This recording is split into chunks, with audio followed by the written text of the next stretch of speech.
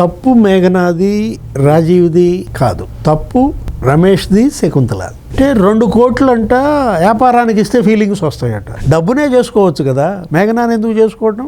ఆ కారుని చేసుకోవచ్చు, ఇన్నోవా కారుని, దాంతో చేయి కాపురం. లేకపోతే అంటే డెత్ బుక్ అనడం ద్వారా చంపుతానని అసలు నరికి చంపారు. ఎంతమందిని చంపితే ఇవాళ మీ పార్టీ చచ్చింది?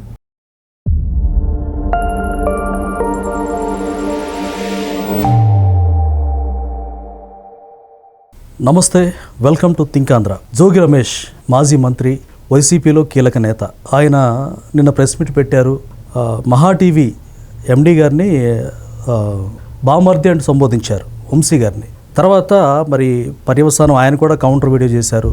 అయితే తాజాగా జోగి ఫ్యామిలీలో నుంచి మేఘన బయటకు వచ్చింది, ప్రెస్ మీట్ పెట్టింది పేరెంట్స్తో కలిసి. ప్రెస్ మీట్ పెట్టి ఇక బయటికి తీసుకొచ్చినటువంటి వాస్తవాలు, వీడియో విజువల్స్ చాలా తక్కువ, ఇంకా చాలా ఆధారాలు ఉన్నాయి, నన్ను చాలా ఇబ్బంది పెట్టారు, మా అత్తయ్య గోరు ముద్దలు పెట్టిందని జోగి రమేష్ గారు అంటున్నారు, అవి విషపు ముద్దలు అంటూ సంచలనమైనటువంటి ప్రెస్ మీట్ ఈరోజు పెట్టారు వాళ్ళ నాన్నగారితో కలిసి మేఘన గారు. దీనికి సంబంధించి ఈరోజు ఆ ప్రెస్ మీట్ మీద పూర్తి విషయాలు తెలుసుకునే ప్రయత్నం చేద్దాం. మనతో పాటు ఉన్నారు ప్రముఖ రాజకీయ సామాజిక విశ్లేషకులు, సీనియర్ జర్నలిస్ట్ టీవీ శ్రీనివాస్ గారు. వారిని అడిగి మరిన్ని విషయాలు తెలుసుకుందాం. నమస్కారం సార్. నమస్తే.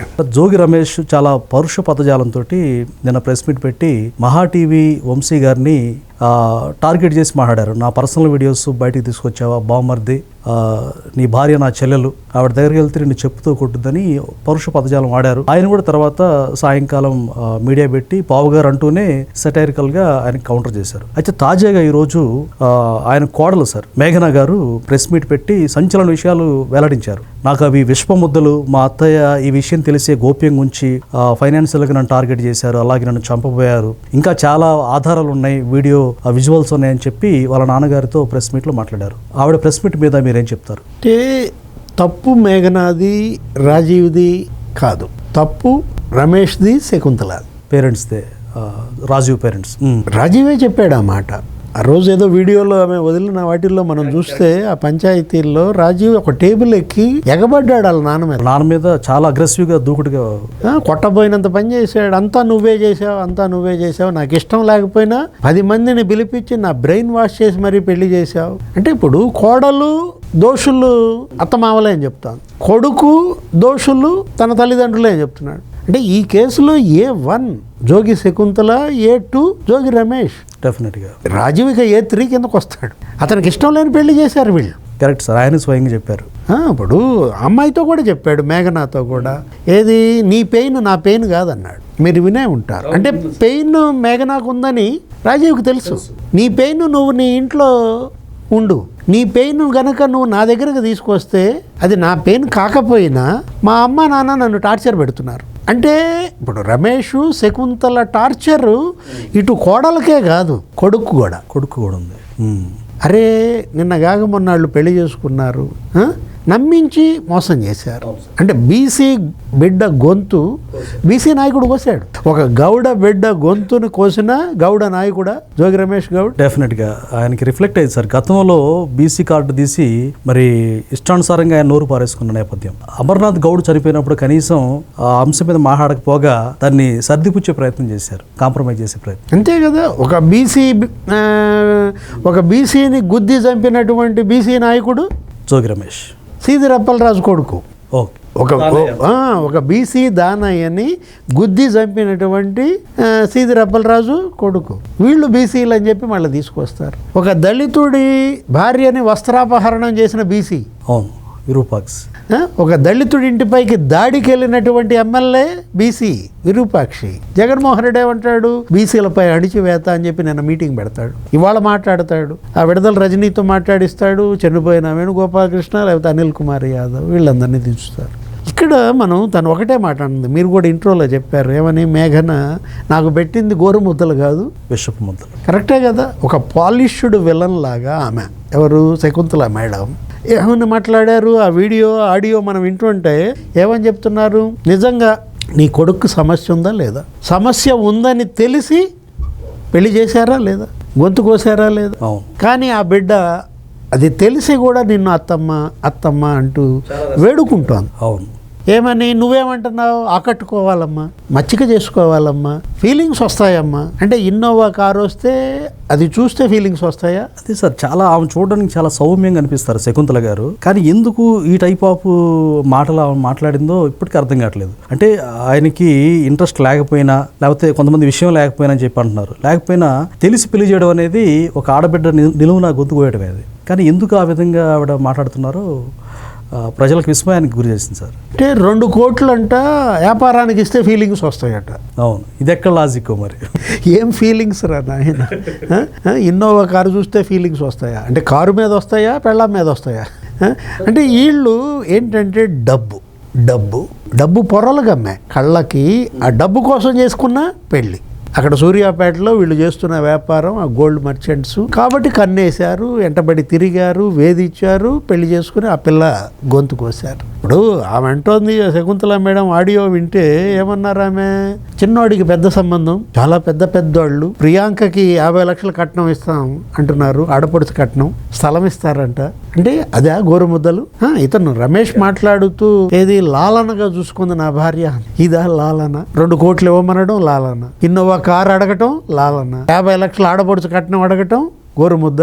అలాగే మేఘన బాధపడే విధంగా జోగి రమేష్ కొడుకు రాజీవ్ కూడా అసలు ఆవిడని చూస్తే నాకు ఎలాంటి ఫీలింగ్స్ రాలేదు, అసలు నాకు నచ్చలేదని. అతనికి ఆ ఫీలింగ్స్ మేఘనాన్ని చూస్తే రావు, ఇన్నోవా కారు చూస్తే వస్తాయంట. లేకపోతే 2 కోట్లు డబ్బునే చేసుకోవచ్చు కదా, మేఘనాన్ని ఎందుకు చేసుకోవటం? కారుని చేసుకోవచ్చుగా, ఇన్నోవా కారుని, దాంతో చేయి కాపురం. లేకపోతే అంటే ఇప్పుడు నిన్న అతను రమేష్ ప్రెస్ మీట్ పెట్టి వంశీని ఏమంటాడు? మహావంశీని బామర్ది కాదు, నా కొడుక్కి గన్ను ఉంది, కొడుకుని వెనకేసుకొస్తూ ఇంకా గన్నులో బుల్లెట్ ఉంది, బుల్లెట్కి పవర్ ఉంది, రేంజ్ ఉంది. బుల్లెట్ లేదని నీకు వాడలే చెప్తోంది, నువ్వేమో బుల్లెట్ ఉందంటావు.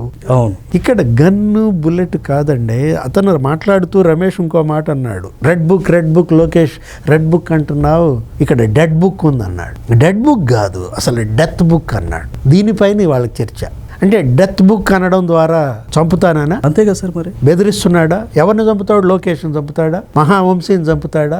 అంటే కొడుకు దగ్గర గన్ ఉందని చెప్పడం, బుల్లెట్ ఉందనడం, డెత్ బుక్ రాస్తున్నాం అనడం.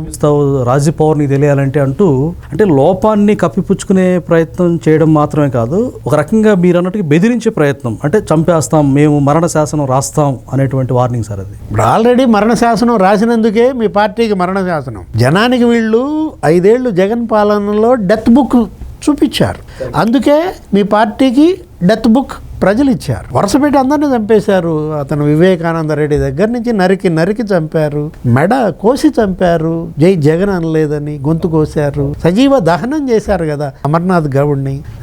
నందం సుబ్బయ్య పొద్దుటూరులో అసలు నరికి చంపారు. ఎంతమందిని చంపితే ఇవాళ మీ పార్టీ చచ్చింది?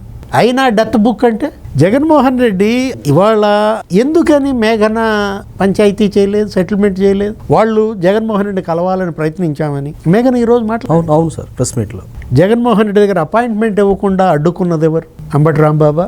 అంటే దీనికి ముందు గుంటూరులో పంచాయతీ అని పిలిపించారని, గుంటూరులో ఒక వైఎస్ఆర్ కాంగ్రెస్ పార్టీ నాయకుడి ఇంట్లో పంచాయతీ అని చెప్పి కూర్చోబెట్టారని అంబటి రాంబాబు ఇల్లేనా? ఇప్పుడు మేఘనాని, కృష్ణగౌడు, ఈ సూర్యాపేట, ఈ కుటుంబాలని జగన్ని కలవకుండా అడ్డుకుంది ఎవరు? జోగి రమేష్. అక్కడే తెలుస్తోంది కదా సజ్జల తను చెప్పింది కూడా. ఏమని? సజ్జల రామకృష్ణారెడ్డిని మేము కలిసాం, ఆయన కేసులు పెట్టుకోవద్దు, నేను సెటిల్ చేస్తానని మాట ఇచ్చాడు, కానీ మాట తప్పాడు. అంటే సజ్జల మాట కూడా జోగి రమేష్ వినలేదా? దీన్ని బట్టి మనకేం అర్థమవుతోంది? రమేష్ వీధిలో పులి, ఇంట్లో పిల్ల. అంటే మేడం మాటే ఇప్పుడు అక్కడ వేద వాక్క డెఫినెట్గా కనిపిస్తూ ఉంది కదా సార్. ఇప్పుడు కృష్ణప్రసాద్ ఇంటికి వీళ్ళు అదే ఆయన కార్యాలయానికి వెళ్ళినట్టుగా వీడియో చూపించారు. అవును, రమేష్ అసలు ప్రెస్ మీట్ ఎందుకు పెట్టారు నాయన? ఇప్పుడు మీరు 2 నెలలు అంతులేరు, కేసు పెట్టిన దగ్గర నుంచి ఆ ముందస్తు బెయిల్ ఇచ్చినాక స్క్రీన్ మీదకి వచ్చావు, వచ్చినాడు మెదలకుండా ఉండకుండా ప్రెస్ మీట్ పెట్టడం ఎందుకు? ఇవన్నీ మాట్లాడటం ఎందుకు? సైలెంట్గా తప్పు చేసిన వాళ్ళు ఎలా ఉండాలా? డెఫినెట్గా ఇప్పుడు తేలుగుట్టినా దొంగల్లా ఉండాలి కదా. అంటే తేలుగుట్టి మళ్ళా నువ్వు గగ్గోలు పెడితే అది కరెక్ట్ కాదు కదా సార్. నిన్న అక్కడ బీసీల మీటింగ్ అటెండ్ అయ్యి మళ్ళీ అక్కడ కూడా మాట్లాడాడు. రజని అనిల్ యాదవ్ దగ్గర ఏమని, నా మీద తప్పుడు కేసు పెట్టి జైలుకి పంపారు, నా కొడుకు మీద తప్పుడు కేసు పెట్టారు, నా తమ్ముడి మీద అక్రమ కేసు పెట్టారు. అక్రమ కేసులు అనేది వైసీపీ నాయకులు ఒక ప్యాషన్గా అయిపోయింది, ఇది ఊతపదం అయిపోయింది సార్. ఏంటంటారు అక్రమ కేసులు ఇవన్నీ కూడా? ఇప్పుడు రాశాడు కదా, ఇప్పుడు వాళ్ళ సాక్షిలో కూడా వాళ్ళు జగన్మోహన్ రెడ్డి అన్నాడు కదా, కారుమూరి నాగేశ్వరరావుని అక్రమ అరెస్ట్ చేశారంట. వాళ్ళకి ఆ పదం బాగా అలవాటైపోయింది. అన్నెసెసరీగా దాన్ని కవర్ చేయడానికి కూడా కనీసం సెన్స్ లేకుండా ఎలిగేషన్ చేస్తున్నారు. అంటే రివర్స్ అది, ఓకే, పార్టీ రివర్స్. సక్రమం వాళ్ళ దృష్టిలో అక్రమం. అంటే వాళ్ళు వక్ర మార్గమే వాళ్ళు నమ్ముకున్నది. జోగి రమేష్ కూడా సార్, మన లోకేష్ గారికి అసలు సంబంధం లేదు ఈ ఫ్యామిలీ కూడా. ఆయన రెడ్ బుక్ గురించి, ఆయన గురించి ఆయన్ని వార్నింగ్ చేయడం, నిన్న కూడా ఆయన పేరు ప్రస్తావించారు, ఆయన్ని కూడా ఏకవచనంగా పిలవడం, అంటే ఒక లోకుతో మాట్లాడినట్టుగా అనిపిస్తా ఉంది. అంటే ఈ కేసు విషయానికి వచ్చేసరికి చంద్రబాబు నాయుడు గారు అంటాను, అవును, లోకేష్ గారు అని అంటాను, తర్వాత మళ్ళీ మామూలుగా మాట్లాడతాను. ఎస్, అదే అంటున్నాడు ఆయన కూడా. నేను ఇప్పుడు మాత్రమే అంటున్నాను ఇది దీనికి సంబంధించి, తర్వాత నేను వాళ్ళని అనుచితంగానే మాట్లాడతాను అని ఇండికేషన్ చేస్తున్నాడు. ఇవాళ నీ నోరే నీకు ప్రథమ శత్రువు, మేఘనా కాదు. అంటే ఇప్పుడు తను ఆ వీడియో చూపించి కృష్ణప్రసాద్ని అనవసరంగా దీనిలోకి తీసుకొచ్చాడు. అవును సార్, న్యాయం కోసం వెళ్ళాను, అవును తప్పే ఉందన్నది. ఒకసారి కాదు 2 సార్లు వెళ్ళాము. అంటే మీరు సెటిల్ చేసి ఉంటే అతని దగ్గరికి వెళ్ళాల్సిన అవసరం నాకు వచ్చేది కాదు.